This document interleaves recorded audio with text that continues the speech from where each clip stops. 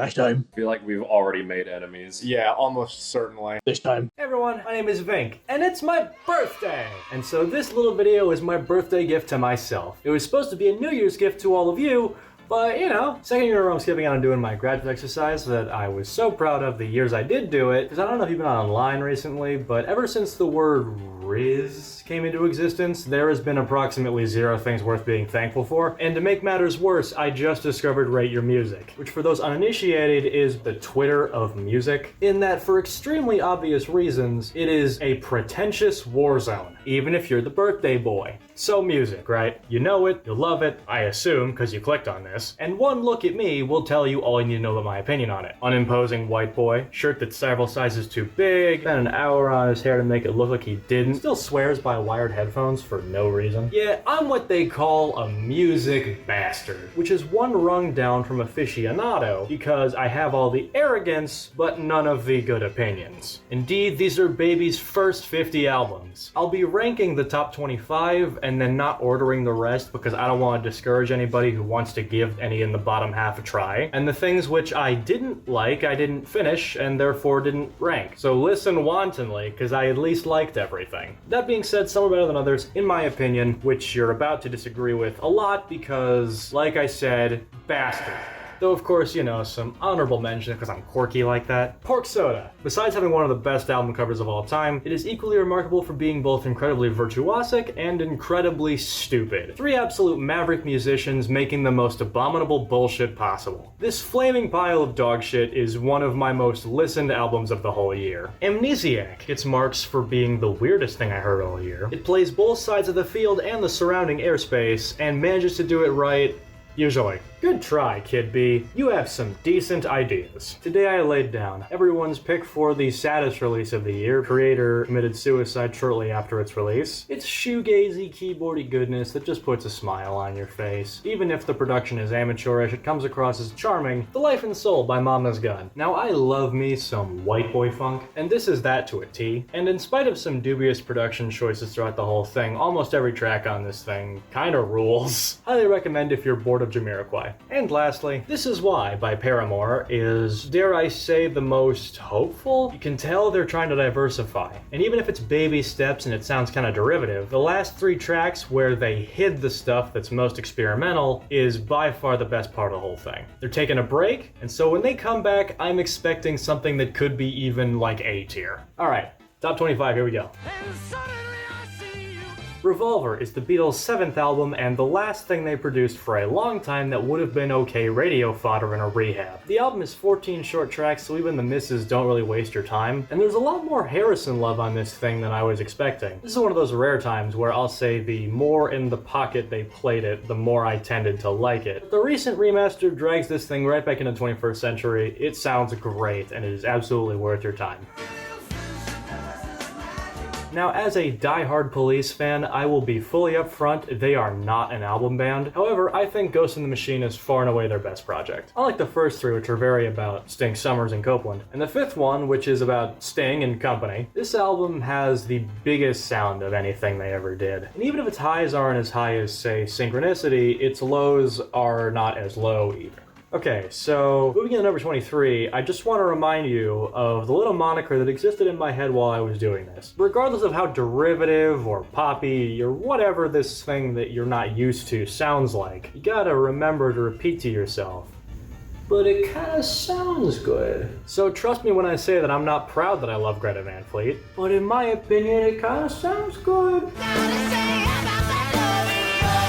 My defense for this, and it's a shitty one, is that there has been no Led Zeppelin for 40 years. And so this new band comes along and says, hey, you know that band you kind of like a little bit but can't super get into because a lot of their songs are 8 minutes long and that causes your brain to smooth out? And then they drop this thing. Playing isn't as virtuosic or impressive. It's catchy as shit. It's very short, which I also appreciate a lot. I think the first day I heard this, before the sun had set, I had listened to it all the way through 5 times. I look at it like toilet humor, where like, I know it's lowbrow, but come on.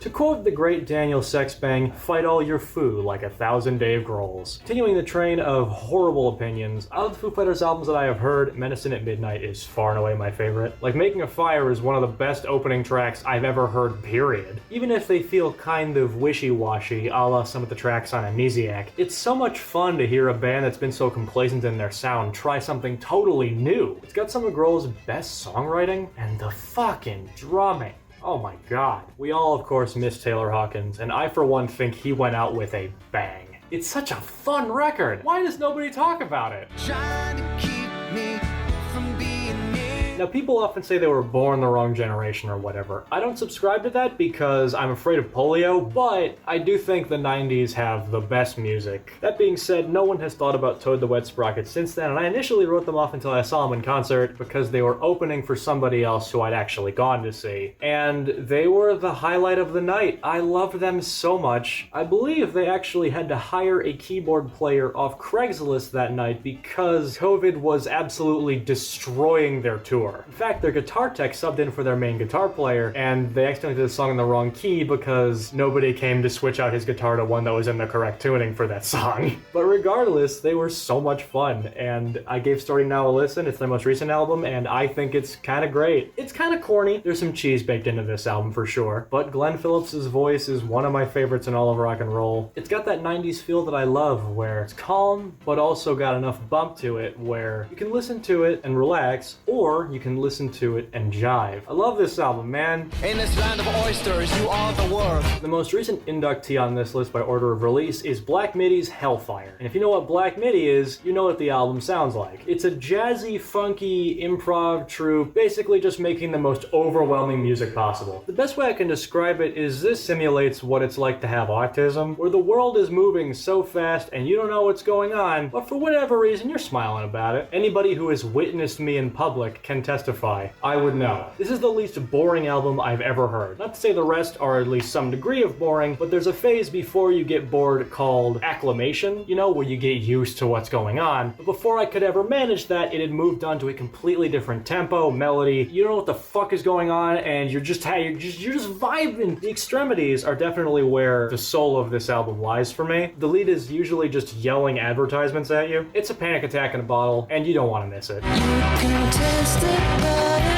You know, the first time I ever heard Radiohead, I immediately fell in love with them and was like, I have a new favorite band. As I found out, Radiohead fans are generally considered to be the most annoying music fans you'll ever meet. And within an hour, I became insufferable. But I felt like a Jehovah's Witness all of a sudden. Like, I had the key to eternal happiness and nobody would fucking listen to me. I know the Benz is shat upon sometimes because it is 90s alt-rock drivel. Shut the fuck up. Listen to this fucking thing. And while this album does have a couple of tracks that waver a little bit, when this album is at its least conventional is when it sounds the best. Imagery that just makes you want to put a bullet in your face decorates this album in droves. I still think that Fake Plastic Trees is the best Radiohead song there is. And no, this is not the one with Creep on it. Speaking of Radiohead, Kid A is really good too. Kid A is the album I listened to more times than any other album this entire year. And that's because for the first dozen listens, I didn't like it. This thing is the most challenging listen I have had. And I think the song How to Disappear Completely puts it in the best perspective. This is an album about dissociation. It takes you out of your own head. You just kind of go somewhere else. The first and second halves go about that in very different ways. The first half is basically flawless, and the second tries to do that in more experimental ways, which don't always pan out. Overall, I think just wonderful. Nearly a full 24 hours of listening to it to get to that conclusion, but yeah, it's really good. It's not OK Computer 2, but it'll do. So there's this really cool band, you may have heard of them, called Radiohead. It's the safest of their releases, if you ask me. This album does not reach the same highs as some of their others, but it's far more consistent. The others have this feeling for totally risky and foreign territory for the band, and yet somehow they knock it out of the park as if it's nothing. This one really feels like they sat down and tried to write their magnum opus. A lot of this album is dialed back. They put the happiest song they ever did right before the saddest song they ever did, which is fucking cruel. And yeah, I think this thing would be basically perfect if it weren't for the fact that I just can't get into House of Cards. But you can just skip it. I won't tell anyone. You ever heard of Radiohead? I'm kidding. The Beatles are back again. If Lucy in the Sky with Diamonds, anything to go off of, resulted in some of the wackiest compositions they ever did that still sound really good. Some of the tracks on later releases kind of go off the handle more than these do. This is a healthy amount of addiction, if that's a phrase that I'm allowed to say without getting canceled. Even the tracks that sound cornier than the rest have something special going on which keeps them from feeling like filler. Like Good Morning is a pretty sterile track except for the blast beats, which is not something you would expect to hear on a record from '67, but here we are. Open letter to my mom. Mom, I love Rumours, the 15th best album I've heard. That's praise, okay? That's praise. Knowing her, it won't even be close to enough. Look, there are a bunch of amazing tracks, and the tracks that are merely really good kind of drag in comparison. But this thing's just full of incredible and haunting harmonies, and of course, allegations of infidelity, hence Rumours. These guys are singing backup on tracks written about how terrible of lovers they are, and the tension is subdued, but you know it's there. Tupperware Remix Party is a band that does not exist, never existed, and there is no grounds for a lawsuit. Twerp, however, is a fantastic fusion-y fuckfest of fun and talkbox. The bass! Oh, the bass! I just love a fun record, and these guys absolutely bring it. This album's ending is kind of weak. The first and third tracks are the best ones they ever did, and then kind of from there, it's another one where the highs are just so fucking high that the rest can't compete. One of the most interesting funky projects working today, in my opinion. Remember how I said I loved the Police? Well, imagine how stoked I was when I found out that there was a Police 2. And as a bonus, they're nowhere near as hated as Led Zeppelin 2. How about that? Incredible! It's like it was made for me. Fiction Plane is Sting's kid on bass, with an incredible voice. It might even surpass his dad's. Plus, it's got that alt-rock twinge that I've already confessed that I love so much. I don't care if Fantano hates it. These guys have like 300 subs on YouTube. These guys opened for the Police at every show of their international reunion tour that spanned 2 whole years. How the fuck has nobody heard of this band? There are some tracks that are weak, but fuck you, man. I love it.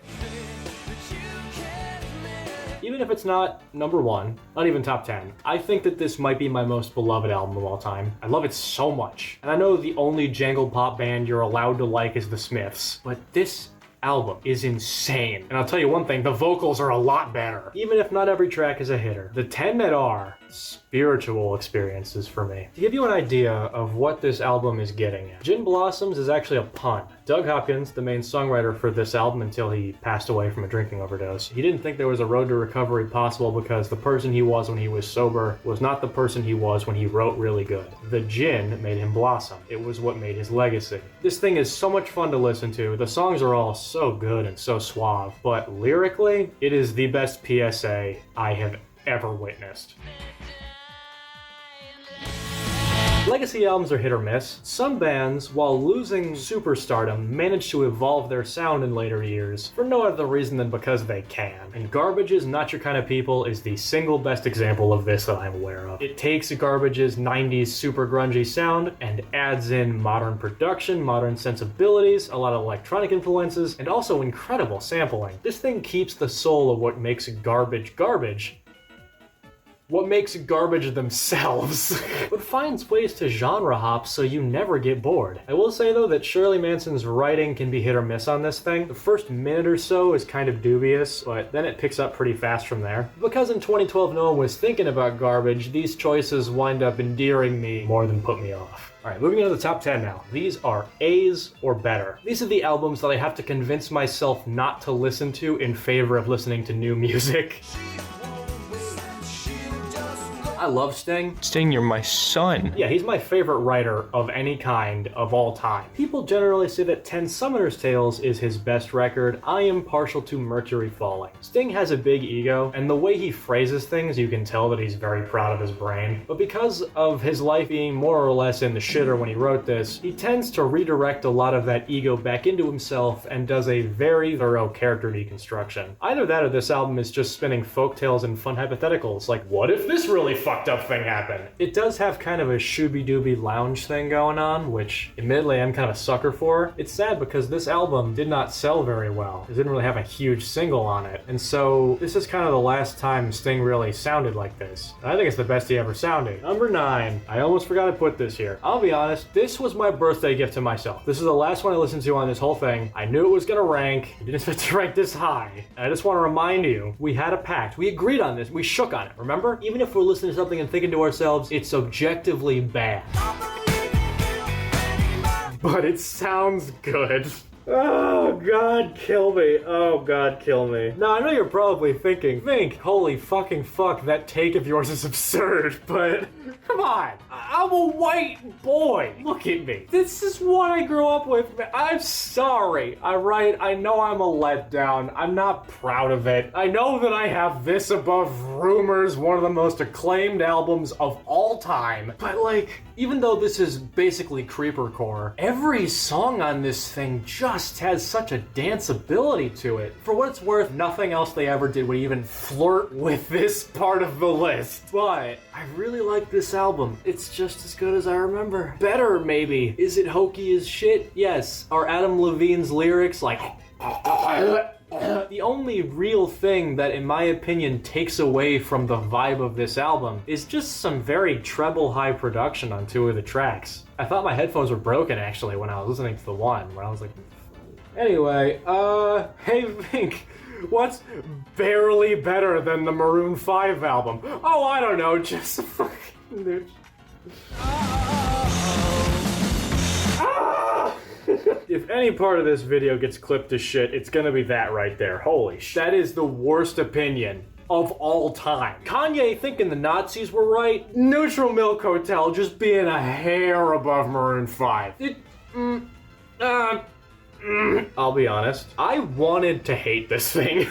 Okay, I know that sounds bad, but listen. This album is considered the flagship album for Rate Your Music Brain Rot. Indie folk from a band called Neutral Milk Hotel. 8-minute song right in the middle. Kind of lyrics that you just immediately assume come from that kind of record. And so I was like, if I like this, this is the point where I move from casual music enjoyer to insufferable dipshit. Yeah, this album's great. I think every track is amazing. The only thing that holds this thing back, the lo-fi production for the most part results in some very interesting sounds. Why the fuck do the vocals sound so bad? Listen to this. God, it's like, I get that the production is intentionally lo-fi, so you can't critique it. Other than like those 4 rogue seconds, this album is fantastic. People are right, and I hate that I think that.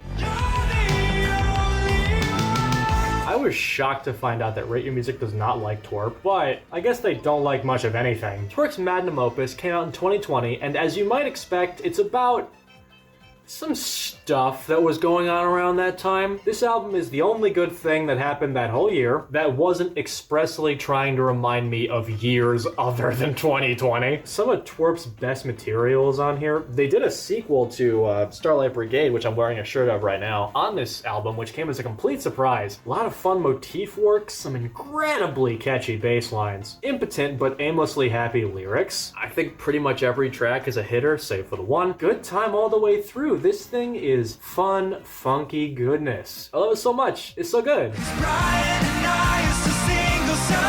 INXS probably were my favorite band for like so many years. I will give props to Cool Patrol, my favorite thing throughout all of junior year of high school when it came out. But that album has kind of worn on me as the melodies have shown themselves to be a lot more simple. The Prophecy is much more complex and a lot more competent as well. Plus it's really funny. Dan's voice is incredible. Like the first 15 minutes are all just one epic song. But it genre hops enough, it feels like 500 melodies in one. You know I love that shit. After, there's kind of a dull one in there that feels more phoned in than the rest, and then the rest of the album is basically perfect. Musically, really dynamic for what it is. It's just a good smiley time. It just puts a big ol' one of these on your face.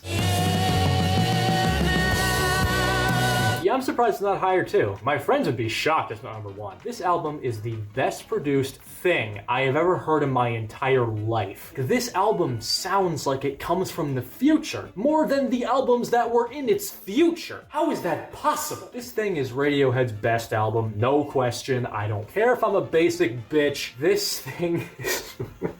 Every single track, except for Lucky, similar to New Miserable Experience, my 10 favorite tracks on this thing are like all in my top 100 songs of all time. This album is amazing. I love it. I love it so much. I can't even describe it. Here's what I'll say. Karma Police. One listen to that song. You will immediately understand the impetus for Coldplay, Train, and Kiani all at once. People say rock died in 97, and I haven't like heard them out, but it's up there with like Abbey Road and Dark Side of the Moon and T-Pab, where it's like, what is gonna come out after this? Is peak. That's it. Rock is done. Like, I mean, we did it. It's so close to A+.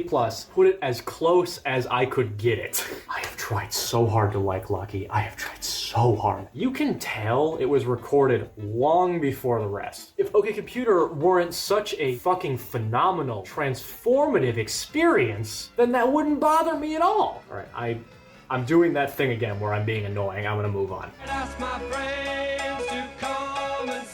Perfect. I think it's pretty much perfect. Maybe I would have like cut it differently, but there are no songs that I think I would be able to say goodbye to without bawling my fucking eyes out. After the Beatles more or less got their addictions under control enough to continue writing music that sounds like it belongs on this planet, they made Abbey Road. Part of you is like, okay, the Beatles are famous because the right place, right time, and I'm not gonna deny that that's how they got their start. But when you hear Abbey Road versus like A Hard Day's Night, it's night and day. These tracks are so fucking good. There's nothing that flows as nicely as Abbey Road, and there's nothing adorably weird as Abbey Road. The 2019 remaster, something that was recorded yesterday. I thought I loved it before. How did they do that? I saw Love in Vegas. When Octopus's Garden came on, I started crying like a little bitch. And it's Octopus's Garden. She came to the bathroom window, is so good. Oh, look out! I love it. I love it. Oh my god, I love it. They look so tired, sound uninspired. So Radiohead, huh?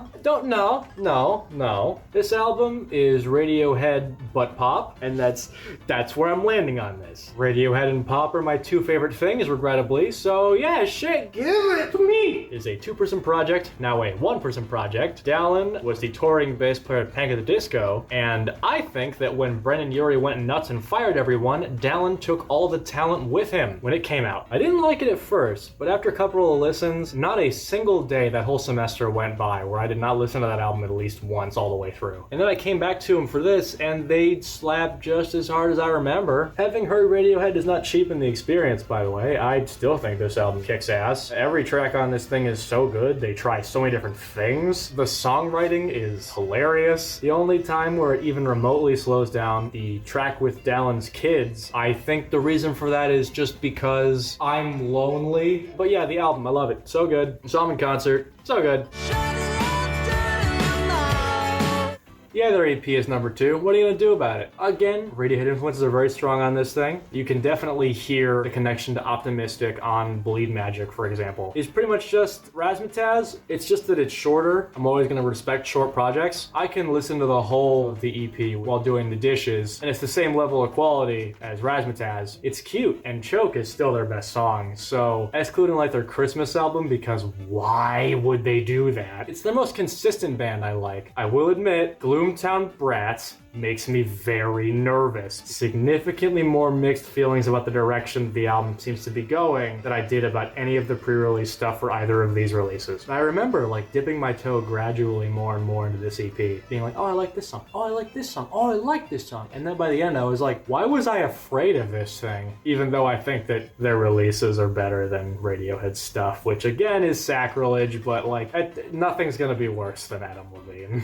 Nothing. Anyway, what is the best album of all time? In my opinion, which has been forming for the better part of 4 months. At least this take is pretty agreeable.